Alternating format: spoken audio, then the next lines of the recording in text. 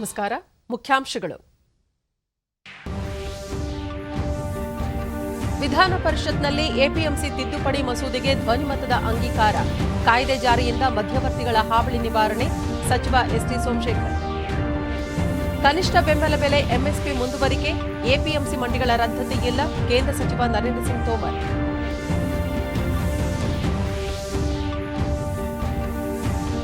ಜೈವಿಕ ಭಯೋತ್ಪಾದನೆ ನಿರ್ಮೂಲನೆಗೆ ಆಸಿಯಾನ್ ಕೊಡುಗೆ ಪ್ರಮುಖ. ಭದ್ರತೆ, ರಕ್ಷಣಾ ಸಹಕಾರ ಸಶಕ್ತಗೊಳಿಸುವ ಅಗತ್ಯ. ರಾಜನಾಥ್ ಸಿಂಗ್.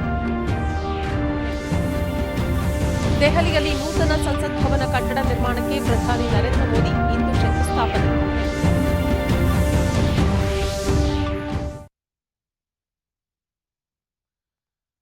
ವಾರ್ತೆಗಳ ವಿವರ. ಕರ್ನಾಟಕ ಕೃಷಿ ಉತ್ಪನ್ನ ಮಾರುಕಟ್ಟೆ ವ್ಯವಹಾರ ನಿಯಂತ್ರಣ ಮತ್ತು ಅಭಿವೃದ್ಧಿ ತಿದ್ದುಪಡಿ ಮಸೂದೆಗೆ ನಿನ್ನೆ ರಾತ್ರಿ ವಿಧಾನ ಪರಿಷತ್ತಿನಲ್ಲಿ ಒಪ್ಪಿಗೆ ಪಡೆಯಲಾಯಿತು. ಕಾಂಗ್ರೆಸ್ ಸದಸ್ಯರ ಸಭಾತ್ಯಾಗದ ನಡುವೆಯೇ ಧ್ವನಿ ಮತದ ಮೂಲಕ ಈ ಮಸೂದೆಗೆ ಅಂಗೀಕಾರ ನೀಡಲಾಯಿತು. ಸಹಕಾರ ಸಚಿವ ಎಸ್ಟಿ ಸೋಮಶೇಖರ್ ಸದನದಲ್ಲಿ ಮಸೂದೆ ಮಂಡಿಸಿದರು. ಈ ಮಸೂದೆ ಮೇಲೆ ಸುಮಾರು 5 ಗಂಟೆಗಳ ಕಾಲ ಸುದೀರ್ಘ ಚರ್ಚೆ ನಡೆಯಿತು. ಮಸೂದೆಯನ್ನು ಹಿಂಪಡೆಯಬೇಕು ಅಥವಾ ಜಂಟಿ ಸದನ ಸಮಿತಿ ಇಲ್ಲವೇ ಜಂಟಿ ಆಯ್ಕೆ ಸಮಿತಿಯ ಪರಿಶೀಲನೆಗೆ ಒಪ್ಪಿಸುವಂತೆ ಕಾಂಗ್ರೆಸ್ ಮತ್ತು ಜೆಡಿಎಸ್ ಸದಸ್ಯರು ಆಗ್ರಹಿಸಿದರು.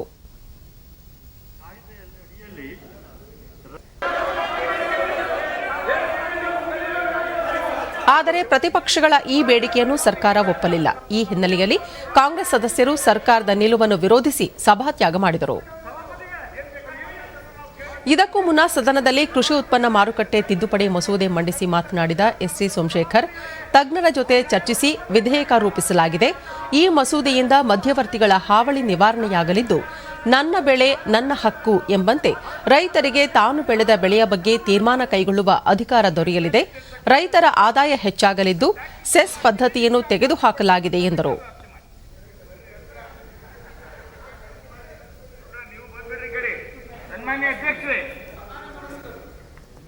ಈ ಖಾತೆ ವಹಿಸಿಕೊಂಡಿದ್ದ ತಕ್ಷಣ ಪ್ರತಿಯೊಂದು ಎಪಿಎಂಸಿಗೆ ನಾವು ವಿಸಿಟ್ ಮಾಡ್ತಕ್ಕಂಥದಕ್ಕೆ ಚಾಲನೆ ಮಾಡಿದೆ ಸನ್ಮಾನ್ಯ ಅಧ್ಯಕ್ಷರೇ. ನಂತರ ಲಾಕ್ಡೌನ್ ಸಂದರ್ಭ ಬಂತು. ನಾನು ಕೃಷಿ ಚರ್ಚೆಯಲ್ಲಿ ಪಾಲ್ಗೊಂಡ ಜೆಡಿಎಸ್ ಶಾಸಕ ಮರಿತಿಬ್ಬೇಗೌಡ, ಎಪಿಎಂಸಿ ತಿದ್ದುಪಡಿ ಕಾಯ್ದೆಯಿಂದ ರೈತರ ಆರ್ಥಿಕ ಬೆನ್ನೆಲುಬಾಗಿರುವ ಎಪಿಎಂಸಿಗಳು ಮುಚ್ಚಿ ಹೋಗಲಿದ್ದು, ಮಾರುಕಟ್ಟೆ ವ್ಯವಸ್ಥೆ ಸಂಪೂರ್ಣ ನಾಶವಾಗಲಿದೆ. ಈ ಮಸೂದೆಗೆ ಸಂಪೂರ್ಣ ವಿರೋಧವಿದೆ ಎಂದರು. ಸ್ಪರ್ಧಾತ್ಮಕ ಬೆಲೆಯಲ್ಲಿ ಕೃಷಿ ಉತ್ಪನ್ನಗಳ ಮಾರಾಟ ಮಾಡುವ ಒಂದು ವೇದಿಕೆ ಸೃಷ್ಟಿಯಾಗಬೇಕು. ರೈತರಿಗೆ ಮತ್ತು ಗ್ರಾಹಕರಿಗೆ ಹೊರೆಯಾಗದಂತೆ ಅದನ್ನು ನಿಯಂತ್ರಣ ಮಾಡೋದಕ್ಕೆ ಒಂದು ವೇದಿಕೆ ಸೃಷ್ಟಿ ಆಗಬೇಕು ಅಂತೇಳಿ ಈ ಒಂದು ಎಪಿಎಂಸಿ ಆಕ್ಟ್ 1966ರಲ್ಲಿ ಕರ್ನಾಟಕ ರಾಜ್ಯದಲ್ಲಿ ಇದು ಜಾರಿಗೆ ಬರುತ್ತೆ. ಸವರ್ತಿಗಳೇ, ವಿರೋಧ ಪಕ್ಷದಲ್ಲಿ ಚೆನ್ನಾಗಿ ಮಾತಾಡ್ತಾರೆ. ಉಪಮುಖ್ಯಮಂತ್ರಿ ಲಕ್ಷ್ಮಣ್ ಸವದಿ, ಎಪಿಎಂಸಿಗಳಲ್ಲಿ ರೈತರನ್ನು ದಲ್ಲಾಳಿಗಳು ಮನಬಂದಂತೆ ನಡೆಸಿಕೊಳ್ಳುತ್ತಿದ್ದಾರೆ. ಈ ಮಸೂದೆಯಿಂದ ರೈತರ ಮೇಲೆ ನಡೆಯುವ ದೌರ್ಜನ್ಯ ಕೊನೆಯಾಗಲಿದೆ ಎಂದರು.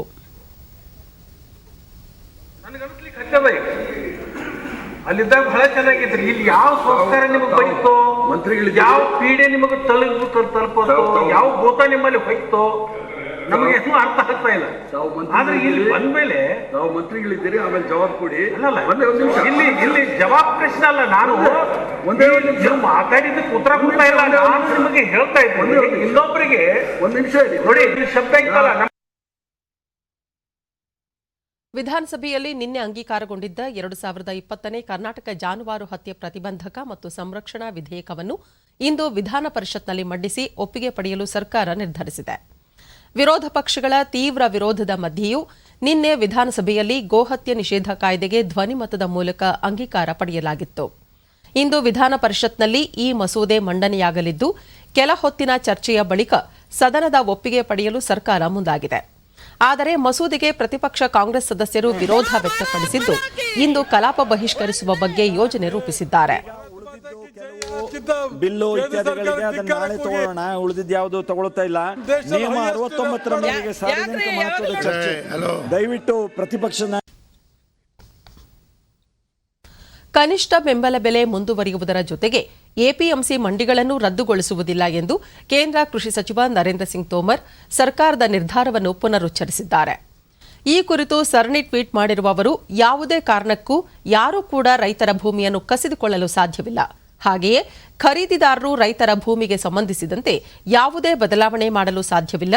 ಪೂರ್ಣ ಪಾವತಿಯಾಗದೆ ಗುತ್ತಿಗೆದಾರರು ಒಪ್ಪಂದವನ್ನು ಅಂತ್ಯಗೊಳಿಸಲು ಸಾಧ್ಯವಿಲ್ಲ ಎಂದು ನರೇಂದ್ರ ಸಿಂಗ್ ತೋಮರ್ ಸ್ಪಷ್ಟಪಡಿಸಿದ್ದಾರೆ. ಕೃಷಿ ಕಾನೂನುಗಳ ಪ್ರಕಾರ ರೈತರು ಬೆಳೆ ಬೆಳೆಯುವ ಮೊದಲು ಉತ್ಪನ್ನಗಳ ಬೆಲೆಯನ್ನು ನಿಗದಿಪಡಿಸಬಹುದಾಗಿದೆ. ಖರೀದಿದಾರರು ಸಮಯಕ್ಕೆ ಸರಿಯಾಗಿ ಹಣವನ್ನು ಪಾವತಿಸಬೇಕು. ಇಲ್ಲವಾದರೆ ಅವರು ಕಾನೂನು ಕ್ರಮಗಳನ್ನು ಎದುರಿಸಬೇಕಾಗುತ್ತದೆ ಎಂದು ಕೃಷಿ ಸಚಿವರು ಹೇಳಿದ್ದಾರೆ.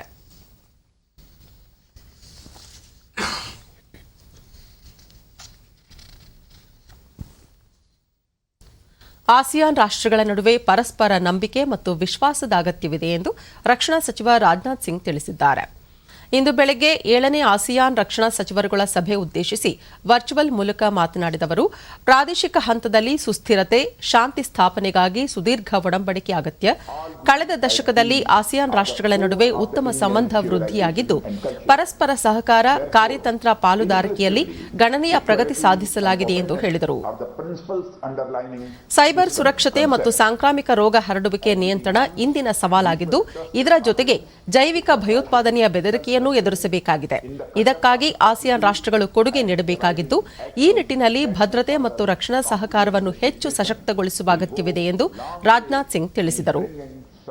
ಸಾಗರೋತ್ತರ ಸುರಕ್ಷತೆಯಲ್ಲಿನ ಜಂಟಿ ಅಭ್ಯಾಸ, ವಿಪತ್ತು ನಿರ್ವಹಣೆ ಹಾಗೂ ಭಯೋತ್ಪಾದನೆ ನಿಗ್ರಹದ ವ್ಯವಸ್ಥೆಯಲ್ಲಿ ಸುಧಾರಣೆ ತರಲಾಗಿದ್ದು, ಸೇನಾ ಮಟ್ಟದಲ್ಲೂ ಅಭಿವೃದ್ಧಿ ಸಾಧಿಸಲಾಗಿದೆ ಎಂದು ರಕ್ಷಣಾ ಸಚಿವರು ಹೇಳಿದರು.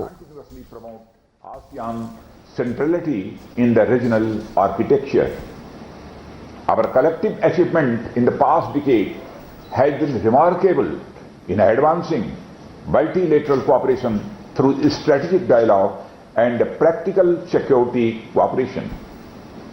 Our composition is another pillar of our strength, as it includes defense ministers of 18 key countries that are major stakeholders in the regional security dynamic. Our 7 expert working groups, co-chaired by the ASEAN and 1+ country on a rotational basis, have resulted in sharing of best practices in key domains. Exercises in maritime security, humanitarian aid and disaster relief, counter-terrorism and peacekeeping operations bring together militaries of the members of jointly train and build confidence. The experts working group on humanitarian mine action promotes practical and effective cooperation in dealing with consequences of explosive remnants of war in the region. Cyber security and military medicine are at the forefront of our challenges today. Another notable step has been the adoption of the concept paper on expanding ASEAN direct communication infrastructure to the plus countries. We also need to continue our efforts to address the threats of bioterrorism, transnational trafficking and pandemic diseases. ದೆಹಲಿಯ ಸಂಸತ್ ಮಾರ್ಗದಲ್ಲಿ ನೂತನವಾಗಿ ನಿರ್ಮಿಸಲಾಗುತ್ತಿರುವ ಸಂಸತ್ ಭವನ ಕಟ್ಟಡ ನಿರ್ಮಾಣಕ್ಕೆ ಪ್ರಧಾನಿ ನರೇಂದ್ರ ಮೋದಿ ಇಂದು ಮಧ್ಯಾಹ್ನ ಶಂಕುಸ್ಥಾಪನೆ ನೆರವೇರಿಸಲಿದ್ದಾರೆ. ವೈವಿಧ್ಯತೆಯಲ್ಲಿ ಏಕತೆಯ ದೃಷ್ಟಿಕೋನದೊಂದಿಗೆ ದೇಶೀಯ ವಾಸ್ತುಶಿಲ್ಪಕಾರರಿಂದ ಇಂದಿನ ಅಗತ್ಯಕ್ಕೆ ಅನುಗುಣವಾಗಿ ಹಾಗೂ ಅತ್ಯಾಧುನಿಕ ಸೌಲಭ್ಯಗಳೊಂದಿಗೆ ಈ ಭವನವನ್ನು ನಿರ್ಮಿಸಲಾಗುತ್ತಿದ್ದು 971 ಕೋಟಿ ರೂಪಾಯಿ ವೆಚ್ಚವಾಗಲಿದೆ. ಇದು ಆತ್ಮನಿರ್ಭರ್ ಭಾರತದ ಸಂಕೇತವಾಗಿರಲಿದೆ. ಮುಂದಿನ 100 ವರ್ಷಗಳ ಅವಶ್ಯಕತೆಗಳನ್ನು ಗಮನದಲ್ಲಿಟ್ಟುಕೊಂಡು ಈ ನೂತನ ಸಂಸತ್ ಭವನ ನಿರ್ಮಿಸಲಾಗುತ್ತಿದೆ. ಹಾಲಿ ಸಂಸತ್ ಭವನಕ್ಕಿಂತ ಹೆಚ್ಚಿನ ಸಮಿತಿ ಕೊಠಡಿಗಳು ಮತ್ತು ರಾಜಕೀಯ ಪಕ್ಷಗಳ ಕಚೇರಿಗಳು ಇದರಲ್ಲಿ ಇರಲಿವೆ. 17,000 ಚದರ ಮೀಟರ್ನಲ್ಲಿ ನಿರ್ಮಾಣವಾಗುತ್ತಿರುವ ನೂತನ ಸಂಸತ್ ಭವನ ಪ್ರಸ್ತುತವಾಗಿರುವ ಸಂಸತ್ ಭವನಕ್ಕಿಂತ ದೊಡ್ಡದಾಗಿರಲಿದೆ. ದೇಶ 2022ರಲ್ಲಿ 75ನೇ ಸ್ವಾತಂತ್ರ್ಯೋತ್ಸವ ಆಚರಿಸುವಾಗ ಲೋಕಸಭೆ ಮತ್ತು ರಾಜ್ಯಸಭೆಯ ಕಲಾಪಗಳು ನೂತನ ಸಂಸತ್ ಭವನದಲ್ಲಿ ನಡೆಯಲಿವೆ. ಈ ಹೊಸ ಕಟ್ಟಡದ ಒಳಾಂಗಣವು ನಮ್ಮ ಪ್ರಾದೇಶಿಕ ಕಲೆಗಳು, ಕರಕುಶಲ ವಸ್ತುಗಳು, ಜವಳಿ ಮತ್ತು ವಾಸ್ತುಶಿಲ್ಪದ ಭಾರತೀಯ ಸಂಸ್ಕೃತಿ ಹಾಗೂ ವೈವಿಧ್ಯತೆಯ ಸಮೃದ್ಧ ಮಿಶ್ರಣವನ್ನು ಪ್ರದರ್ಶಿಸಲಿದೆ. 5 की आवश्यकताओं का पालन करना भी शामिल है. साथ ही रखरखाव और संचालन के लिहाज से इसकी आस ಪ್ರಸಕ್ತ ಹಣಕಾಸು ವರ್ಷದಲ್ಲಿ 1,584 ಕೋಟಿ ರೂಪಾಯಿ ವೆಚ್ಚದಲ್ಲಿ ಆತ್ಮನಿರ್ಭರ್ ಭಾರತ್ ರೋಜ್ಗಾರ್ ಯೋಜನೆಗೆ ಕೇಂದ್ರ ಸಚಿವ ಸಂಪುಟ ಅನುಮೋದನೆ ನೀಡಿದೆ. 2020ರಿಂದ 2023ರ ಸಂಪೂರ್ಣ ಈ ಯೋಜನೆ ಅವಧಿಗೆ ಒಟ್ಟು 20,810 ಕೋಟಿ ರೂಪಾಯಿ ನೀಡಲಾಗಿದೆ. ಸಂಪುಟ ಸಭೆಯ ಬಳಿಕ ನಿನ್ನೆ ಸುದ್ದಿಗಾರರಿಗೆ ಈ ಮಾಹಿತಿ ನೀಡಿದ ಕೇಂದ್ರ ಕಾರ್ಮಿಕ ಮತ್ತು ಉದ್ಯೋಗ ಖಾತೆ ಸಚಿವ ಸಂತೋಷ್ ಗಂಗ್ವಾರ್, ಸುಮಾರು 58.5 ಲಕ್ಷ ಉದ್ಯೋಗಿಗಳು ಈ ಯೋಜನೆಯ ಲಾಭ ಪಡೆಯಲಿದ್ದಾರೆ ಎಂದು ತಿಳಿಸಿದರು. 2020ನೇ ಸಾಲಿನ ಅಕ್ಟೋಬರ್ 1ರಂದು ಅಥವಾ ನಂತರದಲ್ಲಿ ಹಾಗೂ 2021ರ ಜೂನ್ 31ರವರೆಗೆ ತೊಡಗಿಸಿಕೊಂಡಿರುವ ನೂತನ ಉದ್ಯೋಗಿಗಳಿಗೆ ಸಂಬಂಧಿಸಿದಂತೆ ಈ ಯೋಜನೆಯಡಿ ಸರ್ಕಾರ 2 ವರ್ಷಗಳವರೆಗೆ ಸಹಾಯಧನ ನೀಡುತ್ತದೆ ಎಂದು ಸಚಿವರು ಹೇಳಿದರು. ಸರ್ಕಾರವೇ ಶೇಕಡಾ 12ರಷ್ಟು ನೌಕರರ ಕೊಡುಗೆಯನ್ನು ಹಾಗೂ ಶೇಕಡಾ 12ರಷ್ಟು ಸಂಸ್ಥೆಯ ಕೊಡುಗೆಯನ್ನು ಪಾವತಿಸಲಿದೆ. 1,000 ಉದ್ಯೋಗಿಗಳನ್ನು ನೇಮಿಸಿಕೊಳ್ಳುವ ಸಂಸ್ಥೆಗಳಲ್ಲಿ ಹೊಸ ಉದ್ಯೋಗಿಗಳಿಗೆ ಸಂಬಂಧಿಸಿದಂತೆ ಇಪಿಎಫ್ಗೆ ಶೇಕಡಾ 24ರಷ್ಟು ಪಾವತಿ ಮಾಡಲಾಗುತ್ತದೆ ಎಂದು ಸಂತೋಷ್ ಗಂಗ್ವಾರ್ ತಿಳಿಸಿದರು.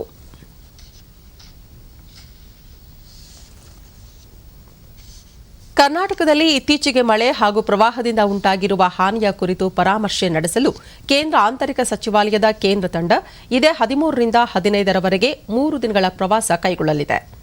ಗೃಹ ಸಚಿವಾಲಯದ ಜಂಟಿ ಕಾರ್ಯದರ್ಶಿ ರಮೇಶ್ ಕುಮಾರ್ ಗಂಟಾ ನೇತೃತ್ವದಲ್ಲಿ ಭೇಟಿ ನೀಡಲಿರುವ ಕೇಂದ್ರ ತಂಡ ಇದೇ 13ರಂದು ಬೆಂಗಳೂರಿಗೆ ಆಗಮಿಸಿ ಮುಖ್ಯಮಂತ್ರಿ ಅವರೊಂದಿಗೆ ಸಮಾಲೋಚನೆ ನಡೆಸಲಿದೆ. ಮರುದಿನ ವಿಮಾನದ ಮೂಲಕ ಕಲಬುರಗಿಗೆ 2 ತಂಡಗಳು ಭೇಟಿ ನೀಡಲಿದ್ದು, ಕಲಬುರಗಿ ಮತ್ತು ವಿಜಯಪುರದಲ್ಲಿ ಪ್ರವಾಹದಿಂದ ಉಂಟಾಗಿರುವ ಹಾನಿ ಕುರಿತು ಪರಿಶೀಲನೆ ನಡೆಸಲಿವೆ. ಮತ್ತೊಂದು ತಂಡ ಉಡುಪಿಗೆ ಭೇಟಿ ನೀಡಿ ಹಾನಿ ಕುರಿತು ಅಂದಾಜಿಸಲಿದೆ. 14ರಂದು ಬೆಂಗಳೂರಿಗೆ ಹಿಂದಿರುಗಲಿರುವ ಕೇಂದ್ರ ತಂಡಗಳು ಕಂದಾಯ ಸಚಿವರು ಮತ್ತು ಮುಖ್ಯ ಕಾರ್ಯದರ್ಶಿಗಳೊಂದಿಗೆ ಚರ್ಚಿಸಲಿದ್ದಾರೆ.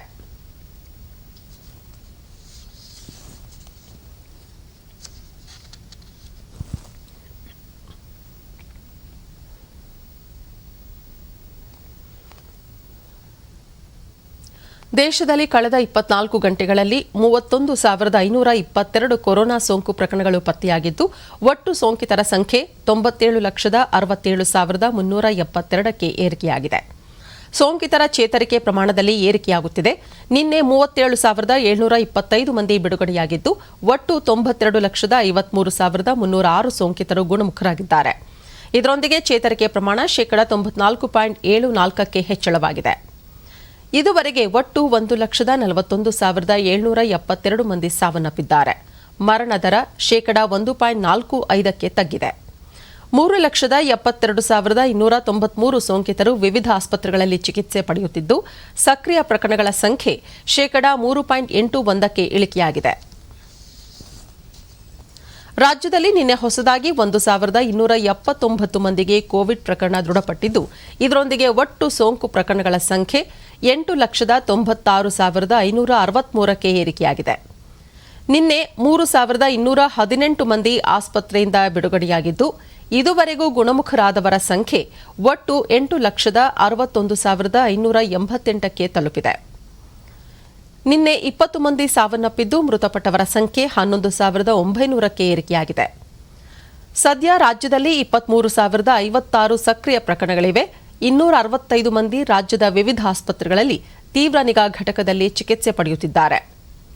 1,01,058 ಮಂದಿಗೆ ಪರೀಕ್ಷೆ ನಡೆಸಿದ್ದು, ಇದುವರೆಗೂ 1,19,79,471 ಮಂದಿಗೆ ಕೊರೋನಾ ಪರೀಕ್ಷೆ ನಡೆಸಲಾಗಿದೆ ಎಂದು ಆರೋಗ್ಯ ಮತ್ತು ಕುಟುಂಬ ಕಲ್ಯಾಣ ಇಲಾಖೆ ತಿಳಿಸಿದೆ. ಬೆಂಗಳೂರಿನಲ್ಲಿ ನಿನ್ನೆ 728 ಮಂದಿಗೆ ಸೋಂಕು ತಗುಲಿದ್ದು, ಒಟ್ಟು ಸೋಂಕು ಪ್ರಕರಣಗಳ ಸಂಖ್ಯೆ 3,75,891ಕ್ಕೆ ಏರಿಕೆಯಾಗಿದೆ. ನಿನ್ನೆ 2,507 ಮಂದಿ ಆಸ್ಪತ್ರೆಯಿಂದ ಬಿಡುಗಡೆಯಾಗಿದ್ದು, ಇದುವರೆಗೂ ಗುಣಮುಖರಾದವರ ಸಂಖ್ಯೆ 3,54,004ಕ್ಕೆ ಏರಿಕೆಯಾಗಿದೆ. ಸದ್ಯ 17,676 ಸಕ್ರಿಯ ಪ್ರಕರಣಗಳಿವೆ. ಬೆಂಗಳೂರಿನಲ್ಲಿ 13 ಮಂದಿ ಮೃತಪಟ್ಟಿರುವುದು ಸೇರಿದಂತೆ ಒಟ್ಟಾರೆ 4,210 ಮಂದಿ ಸಾವನ್ನಪ್ಪಿದ್ದಾರೆ.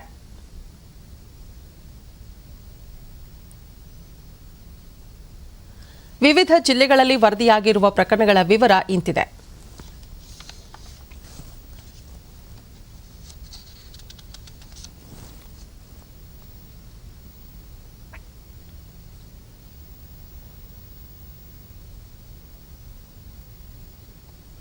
ಈಗ ಜಾಹೀರಾತು, ನಂತರ ವಾರ್ತಾ ಪ್ರಸಾರ ಮುಂದುವರಿಯುವುದು. ಬನ್ನಿ ಗೆಳೆಯರೇ, ಪ್ರಾಕ್ಟೀಸ್ ಮಾಡೋಣ. ಅರೆ ಇರು ಕಣೋ, ನನ್ನ ಬ್ಯಾಂಕ್ ಅಕೌಂಟ್ ನಲ್ಲಿ ತಪ್ಪು ಎಂಟ್ರೆ ಪ್ರಾಬ್ಲಮ್ ಆಗಿದೆ. ಅದಕ್ಕೆ ಬ್ಯಾಂಕಿಗೆ ದೂರು ಕೊಡು. ಬ್ಯಾಂಕಿಗೆ ಹೇಳಿ 1 ತಿಂಗಳಾಯ್ತು, ಆದ್ರೆ ಅವರು ಗೂಗ್ಲಿ ಮೇಲೆ ಗೂಗ್ಲಿ ಹೊಡಿತಿದ್ದಾರೆ. ಹಾಗಿದ್ರೆ ಆರ್ಬಿಐನ ಬ್ಯಾಂಕಿಂಗ್ ಲೋಕಾಯುಕ್ತರಿಗೆ ಹೇಳು. ಇರು, ನಾನ್ ಹೇಳ್ತೀನಿ. ಕ್ರಿಕೆಟ್ ನಲ್ಲಿರೋ ಥರ್ಡ್ ಅಂಪೈರ್ ನ ಹಾಗೆ ಆರ್ಬಿಐ ನ ಬ್ಯಾಂಕಿಂಗ್ ಓಂಬಡ್ಸ್ಮನ್. ಆರ್ಬಿಐ ಹೇಳುತ್ತೆ, ಒಂದ್ ವೇಳೆ ಬ್ಯಾಂಕ್ ನಿಮ್ಮ ದೂರನ್ನು 1 ತಿಂಗಳಲ್ಲಿ ಪರಿಹರಿಸದಿದ್ರೆ ಆರ್ಬಿಐ ನ ಕಂಪ್ಲೇಂಟ್ ಮ್ಯಾನೇಜ್ಮೆಂಟ್ ಸಿಸ್ಟಮ್ ನಲ್ಲಿ ಆನ್ಲೈನ್ ದೂರು ನೀಡಬಹುದು. ಇದು ನಿಮ್ಮ ದೂರನ್ನು ಪರಿಹರಿಸುವ ಆರ್ಬಿಐ ನ ಸುಲಭ ವಿಧಾನ. ಅದು ಫ್ರೀ ಆಗಿ. ಆರ್ಬಿಐ ಹೇಳುತ್ತೆ, ಜಾಣರಾಗಿರಿ, ಜಾಗರೂಕರಾಗಿರಿ. ದೇಶದಲ್ಲಿ ಕೊರೋನಾ ಸೋಂಕಿತರ ಪರೀಕ್ಷೆಯಲ್ಲಿ ನಿರಂತರವಾಗಿ ಹೆಚ್ಚಳ ಮಾಡಲಾಗುತ್ತಿದ್ದು, ಈವರೆಗೆ 15,759,726 ಮಾದರಿಗಳ ಪರೀಕ್ಷೆ ನಡೆಸಲಾಗಿದೆ ಎಂದು ಭಾರತೀಯ ವೈದ್ಯಕೀಯ ಸಂಶೋಧನಾ ಸಂಸ್ಥೆ ಐಸಿಎಂಆರ್ ತಿಳಿಸಿದೆ. ಸರ್ಕಾರಿ ಮತ್ತು ಖಾಸಗಿ ಪ್ರಯೋಗಾಲಯಗಳು ಸೇರಿದಂತೆ ನಿನ್ನೆ ಒಂದೇ ದಿನ 9,22,959 ಮಂದಿಯ ಕೊರೋನಾ ಪರೀಕ್ಷೆ ನಡೆಸಲಾಗಿದೆ ಎಂದು ಐಸಿಎಂಆರ್ ಹೇಳಿದೆ. ಇಂದು ಅಂತಾರಾಷ್ಟ್ರೀಯ ಮಾನವ ಹಕ್ಕುಗಳ ದಿನ. ಪ್ರತಿ ವರ್ಷ ಡಿಸೆಂಬರ್ 10ರಂದು ಈ ದಿನ ಆಚರಿಸಲಾಗುತ್ತದೆ. ಮಾನವ ಹಕ್ಕುಗಳ ರಕ್ಷಣೆಗಾಗಿ ವಿಶ್ವಸಂಸ್ಥೆ 1948ರ ಡಿಸೆಂಬರ್ 10ರಿಂದ ಈ ದಿನವನ್ನು ಆರಂಭಿಸಿತು. ಅಂತಾರಾಷ್ಟ್ರೀಯ ಮಾನವ ಹಕ್ಕುಗಳ ದಿನದ ಅಂಗವಾಗಿ ಟ್ವೀಟ್ ಮಾಡಿರುವ ಹಿಂದೂ ಧಾರ್ಮಿಕ ದತ್ತಿ, ಮೀನುಗಾರಿಕೆ ಸಚಿವ ಕೋಟಾ ಶ್ರೀನಿವಾಸ್ ಪೂಜಾರಿ, ಹುಟ್ಟಿದ ಪ್ರತಿಯೊಬ್ಬ ಮನುಷ್ಯನು ಸ್ವತಂತ್ರವಾಗಿ ಜೀವಿಸುವ ಹಕ್ಕು ಹೊಂದಿದ್ದಾನೆ. ಮಾನವ ಹಕ್ಕುಗಳ ರಕ್ಷಣೆ ನಮ್ಮೆಲ್ಲರ ಹೊಣೆ ಎಂದು ತಿಳಿಸಿದ್ದಾರೆ. ಕರ್ನಾಟಕದ ಮಾಜಿ ಮುಖ್ಯಮಂತ್ರಿ ದಿವಂಗತ ಎಸ್ ನಿಜಲಿಂಗಪ್ಪ ಅವರ ಜನ್ಮದಿನವನ್ನು ಇಂದು ಆಚರಿಸಲಾಗುತ್ತಿದೆ. ನಿಜಲಿಂಗಪ್ಪ ಅವರ ಜನ್ಮದಿನದ ಅಂಗವಾಗಿ ಟ್ವೀಟ್ನಲ್ಲಿ ಸಂದೇಶ ನೀಡಿರುವ ಮುಖ್ಯಮಂತ್ರಿ ಬಿಎಸ್ ಯಡಿಯೂರಪ್ಪ, ಕರ್ನಾಟಕದ ಏಕೀಕರಣಕ್ಕೆ ಹೋರಾಡಿದ ಧೀಮಂತ ರಾಜಕಾರಣಿ ಎಸ್ ನಿಜಲಿಂಗಪ್ಪ ಅವರ ಜಯಂತಿಯಂದು ಅವರಿಗೆ ಗೌರವಪೂರ್ವಕ ನಮನಗಳು.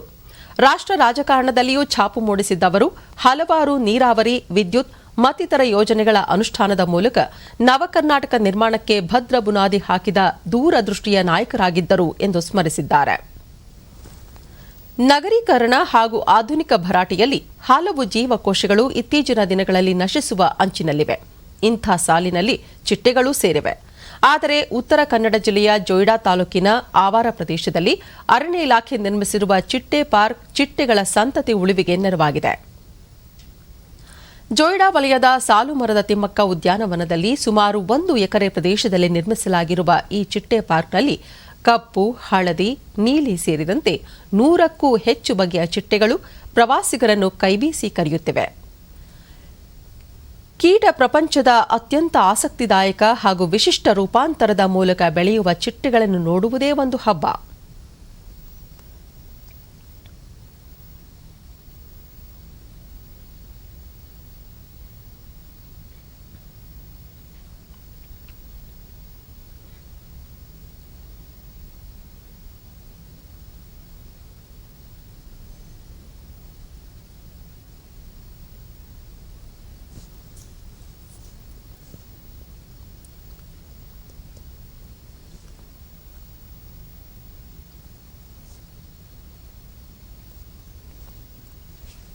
ವಲಯ ಅರಣ್ಯಾಧಿಕಾರಿ ಡಾ ಅಜಯ್ ದೂರದರ್ಶನದೊಂದಿಗೆ ಸಾಲುಮರದ ತಿಮ್ಮಕ್ಕ ಉದ್ಯಾನವನದ 1 ಎಕರೆ ಪ್ರದೇಶದಲ್ಲಿ 2019ರಲ್ಲಿ ಚಿಟ್ಟೆ ಪಾರ್ಕ್ ನಿರ್ಮಿಸುತ್ತಿದ್ದೇವೆ.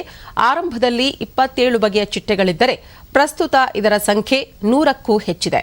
ಚಿಟ್ಟೆಗಳ ಸಂತತಿ ಬೆಳವಣಿಗೆಗೆ ಅಗತ್ಯ ಕ್ರಮ ಕೈಗೊಳ್ಳಲಾಗಿದೆ ಎಂದು ವಿವರಿಸಿದರು.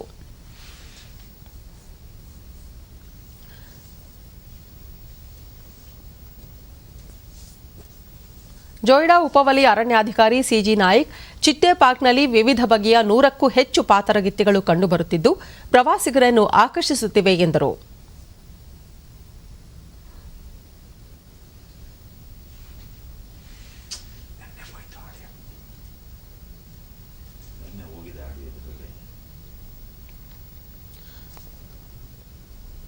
ಪ್ರವಾಸಿ ಸ್ಕಂದಾರೈ, ನಾನಿಲ್ಲಿ ಚಿಟ್ಟೆ ನೋಡಲು ಬಂದಿದ್ದೇನೆ. ಇಲ್ಲಿ ಹಲವು ಬಣ್ಣದ ಚಿಟ್ಟೆಗಳನ್ನು ನೋಡುತ್ತಿರುವುದು ಸಂತಸವಾಯಿತು ಎಂದರು.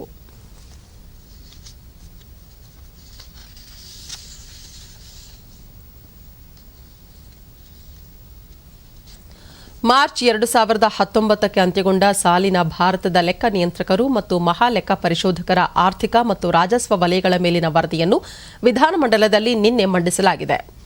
ಈ ಬಗ್ಗೆ ಬೆಂಗಳೂರಿನಲ್ಲಿ ವಿವರ ನೀಡಿದ ಮಹಾ ಲೆಕ್ಕ ಪರಿಶೋಧಕರಾದ ಇಪಿ ನಿವೇದಿತ, ಆರೋಗ್ಯ ಕವಚ ಕಾರ್ಯನಿರ್ವಹಣಾ ಲೆಕ್ಕ ಪರಿಶೋಧನೆ ಹಾಗೂ ವಿವಿಧ ಇಲಾಖೆಗಳ ಲೆಕ್ಕ ಪರಿಶೋಧನೆ ನಡೆಸಲಾಗಿದೆ.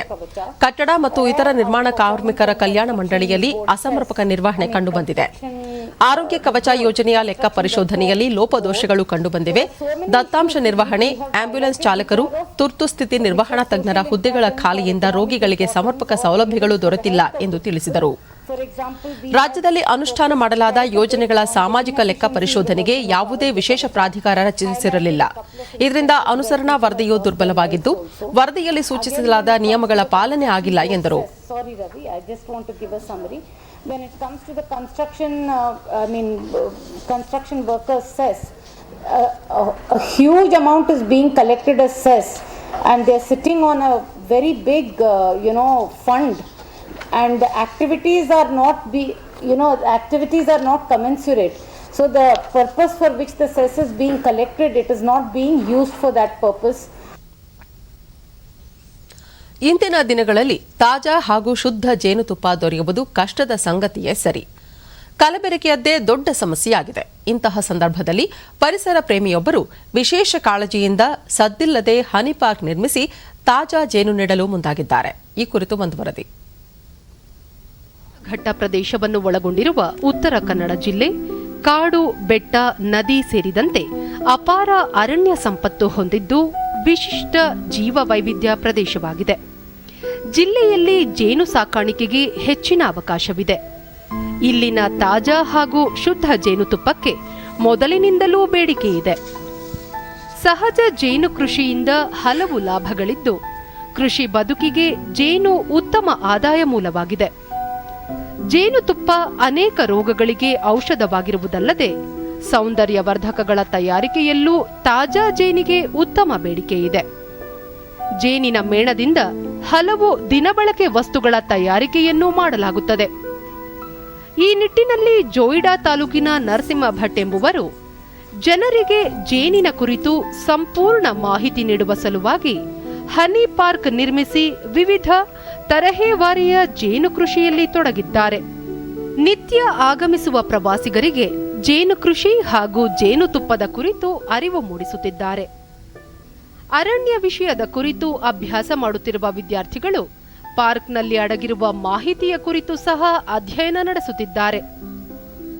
ಜೇನಿಲ್ಲದೆ ಮನುಷ್ಯನಿಲ್ಲ ಎಂಬ ಪರಿಕಲ್ಪನೆಯೊಂದಿಗೆ ಹನಿ ಪಾರ್ಕ್ ಆರಂಭಿಸಿರುವ ನರಸಿಂಹ ಭಟ್ 4 ವರ್ಷದಿಂದ ಜೇನು ಕೃಷಿ ಮಾಡುತ್ತಿದ್ದಾರೆ. ಅಲ್ಲದೆ 30 ದೇಶಗಳ ವಿಶಿಷ್ಟ ಜೇನು ಸಂಗ್ರಹಿಸಿರುವ ಇವರು ಹಳ್ಳಿಗರಿಗೆ ಸುಮಾರು 3,000 ಜೇನು ಪೆಟ್ಟಿಗೆಗಳನ್ನು ವಿತರಿಸಿದ್ದಾರೆ. ಡಿಡಿ ನ್ಯೂಸ್ನೊಂದಿಗೆ ಹನಿ ಪಾರ್ಕ್ ನಿರ್ಮಾತೃ ನರಸಿಂಹ ಭಟ್, ಜೇನು ಕೃಷಿಯಲ್ಲಿ ಪರಾಗಸ್ಪರ್ಶ ಕ್ರಿಯೆ ಬಹುಮುಖ್ಯ ಪಾತ್ರ ವಹಿಸುತ್ತದೆ. ಜೇನು ಹುಳುಗಳು ಹೆಚ್ಚಾಗಿದ್ದರೆ ಅಂತಹ ಪ್ರದೇಶ ಪರಿಸರ ಸಮತೋಲನದಿಂದ ಕೂಡಿರುತ್ತದೆ. ಇತ್ತೀಚಿನ ದಿನಗಳಲ್ಲಿ ಶುದ್ಧ ಹಾಗೂ ತಾಜಾ ಜೇನಿಗೆ ಬೇಡಿಕೆ ಹೆಚ್ಚಾಗಿದೆ ಎಂದರು. ಜೇನಿಲ್ಲ ಅಂದರೆ ನಾವಿಲ್ಲ ಅನ್ನುವಂಥದ್ದು. ಜೊತೆಯಲ್ಲಿ ನಾವೆಲ್ಲರೂ ಪ್ರಕೃತಿ ಮಧ್ಯೆ ಚೆನ್ನಾಗಿರಬೇಕು, ನಮ್ಮ ಜೊತೆಯಲ್ಲಿ ಜೇನುಗಳು ಇರಬೇಕು ಅಥವಾ ಜೇನು ಜೊತೆ ನಾವು ಇರಬೇಕು ಅನ್ನುವಂಥ ಒಂದು ಸಂದೇಶವನ್ನು ಇಲ್ಲಿ ಮೂಡಿಸುವಂಥದ್ದು. ಮತ್ತು ಎಲ್ಲರಿಗೂ ಒಂದು ಜೇನು ಬಗ್ಗೆ ದೊಡ್ಡ ಹೆದರಿಕೆ ಇದೆ.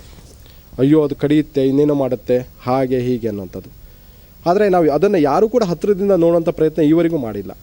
ಹಾಗಾಗಿ ಅದು ಹೇಗೆ ನಾವು ನೇಚರನ್ನ ಪ್ರೀತಿ ಮಾಡಿದ್ರೆ ನೇಚರ್ ನಮ್ಮನ್ನು ಎಷ್ಟು ಪ್ರೀತಿ ಮಾಡುತ್ತೆ ಅನ್ನೋಂಥದ್ದನ್ನು ತೋರಿಸುವಂಥ ಕೆಲಸ ಕೂಡ ನಾವಿಲ್ಲಿ ಮಾಡ್ತಾ ಇದ್ದೀವಿ. ಜೋಯಿಡಾ ವಲಯದ ಅರಣ್ಯ ರಕ್ಷಕ ರಾಮಚಂದ್ರ ಮೆಗಾನಿ, ಹನಿ ಪಾರ್ಕ್ ಅನ್ನು ವಿಶಿಷ್ಟವಾಗಿ ನಿರ್ಮಿಸಲಾಗಿದೆ. ಪ್ರವಾಸಿಗರಿಗೆ ಹಾಗೂ ವಿದ್ಯಾರ್ಥಿಗಳಿಗೆ ಇದು ಒಂದು ಅತ್ಯುತ್ತಮ ತಾಣವಾಗಿದೆ ಎಂದರು.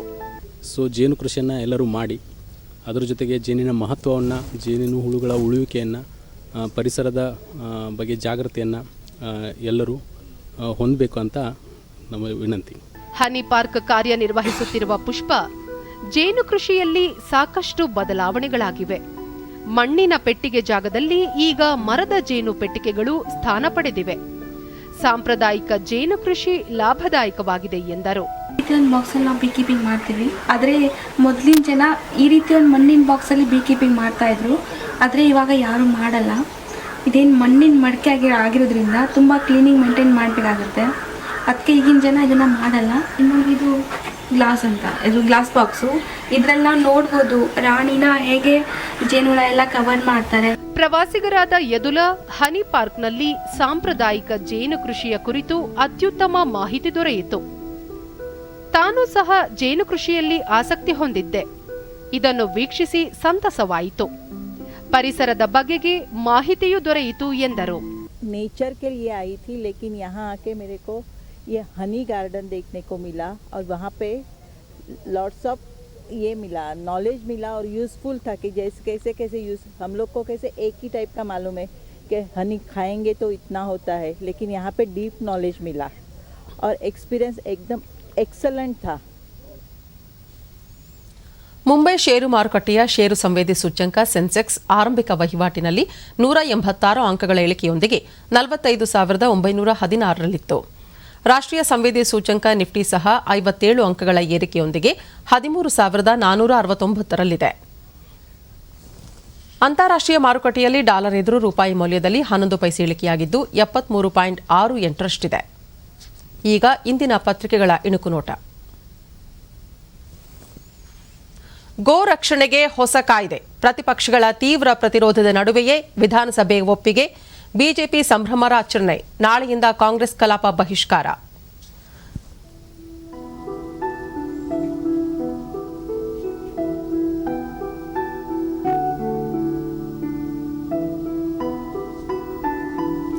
ಸರ್ಕಾರಕ್ಕೆ ರೈತರ ಬಾರುಕೋಲು ಬರೆ, ಬೆಂಗಳೂರು ರೈಲು ನಿಲ್ದಾಣದಿಂದ ಫ್ರೀಡಂ ಪಾರ್ಕ್ವರೆಗೆ ಅನ್ನದಾತರಿಗೆ ಬೃಹತ್ ರ್ಯಾಲಿ, ಕರವೇ ಬೆಂಬಲ. ಇಳಿಕೆಯಾಗಲಿದೆ ಶಾಲಾ ಮಕ್ಕಳ ಬ್ಯಾಗ್ ಭಾರ, ಮಕ್ಕಳ ಸ್ನೇಹಿ ಶಿಕ್ಷಣ ನೀತಿ ಜಾರಿಗೆ ಸಿದ್ಧತೆ, 2ನೇ ತರಗತಿವರೆಗೆ ಹೋಂವರ್ಕ್ ಇಲ್ಲ. ಒಂದು ದೇಶ ಒಂದು ಪಡಿತರ ಕಾರ್ಡ್ ಅನುಷ್ಠಾನ, ಇನ್ಮುಂದೆ ಒಂದೇ ಕಾರ್ಡ್ನಲ್ಲಿ 9 ರಾಜ್ಯಗಳಲ್ಲಿ ದವಸ ಧಾನ್ಯ ಪಡೆಯಲು ಅವಕಾಶ. ಭೂ ಸುಧಾರಣೆ ತಿದ್ದುಪಡಿಗೆ ಅನುಮೋದನೆ, ಪರಿಷತ್ತಿನಿಂದ ಬಂದಿದ್ದ ವಿಧೇಯಕಕ್ಕೆ ವಿಧಾನಸಭೆ ಅಂಗೀಕಾರ, ವಿಪಕ್ಷಗಳ ವಾಗ್ದಾಳಿ. ಇವು ಇಂದಿನ ಪತ್ರಿಕೆಗಳ ಪ್ರಮುಖ ಸುದ್ದಿ. ಉಳಿದಂತೆ ಕೇಂದ್ರದ ವಿರುದ್ಧ ನಾಡಿದ್ದಿನಿಂದ ಉಗ್ರ ಹೋರಾಟ, ರೈತರ ನಿರ್ಧಾರ, ಕೃಷಿ ಕಾಯ್ದೆ ತಿದ್ದುಪಡಿ ಪ್ರಸ್ತಾವನೆ ತಿರಸ್ಕಾರ, ಹೊಸದಾಗಿ ಪ್ರಸ್ತಾವ ನೀಡಿದರೆ ಪರಿಶೀಲನೆ, ರೈತರ ಭರವಸೆ. ದೇಶದಲ್ಲಿ ಡಿಜಿಟಲ್ ಕ್ರಾಂತಿ, ಪ್ರತಿ ಹಳ್ಳಿಗೂ ವೈಫೈ, ಸಿಎಂ ವಾಣಿಗೆ ಕೇಂದ್ರ ಸಂಪುಟ ಒಪ್ಪಿಗೆ.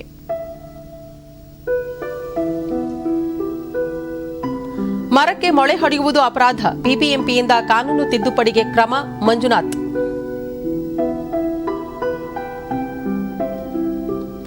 ಕೋವಿಡ್ ಪರೀಕ್ಷೆ ದರ ಇಳಿಕೆ, ನೇರ ಪರೀಕ್ಷೆಗೆ 800 ರೂಪಾಯಿ, ಸರ್ಕಾರದಿಂದ ರವಾನೆಯಾದರೆ 500 ರೂಪಾಯಿ.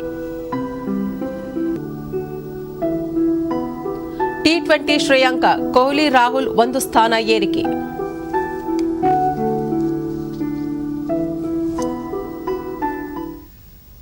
ಕೊನೆಯಲ್ಲಿ ಮತ್ತೊಮ್ಮೆ ಮುಖ್ಯಾಂಶಗಳು.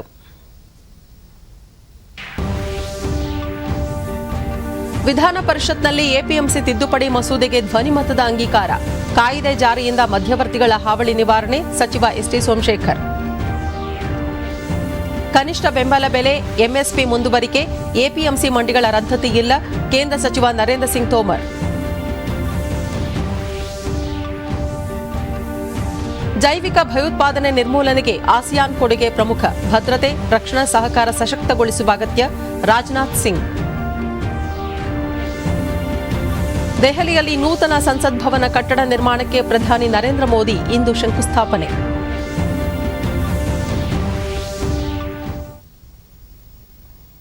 ನಮ್ಮ ವಾರ್ತಾ ಪ್ರಸಾರವನ್ನು ನೀವು ಡಿಡಿ ಚಂದನ ನ್ಯೂಸ್ ಯೂಟ್ಯೂಬ್ ಚಾನೆಲ್ನಲ್ಲೂ ವೀಕ್ಷಿಸಬಹುದು. ನಮ್ಮ ಮುಂದಿನ ವಾರ್ತಾ ಪ್ರಸಾರ ಮಧ್ಯಾಹ್ನ 1 ಗಂಟೆಗೆ ಡಿಡಿ ಚಂದನದಲ್ಲಿ. ನಮಸ್ಕಾರ.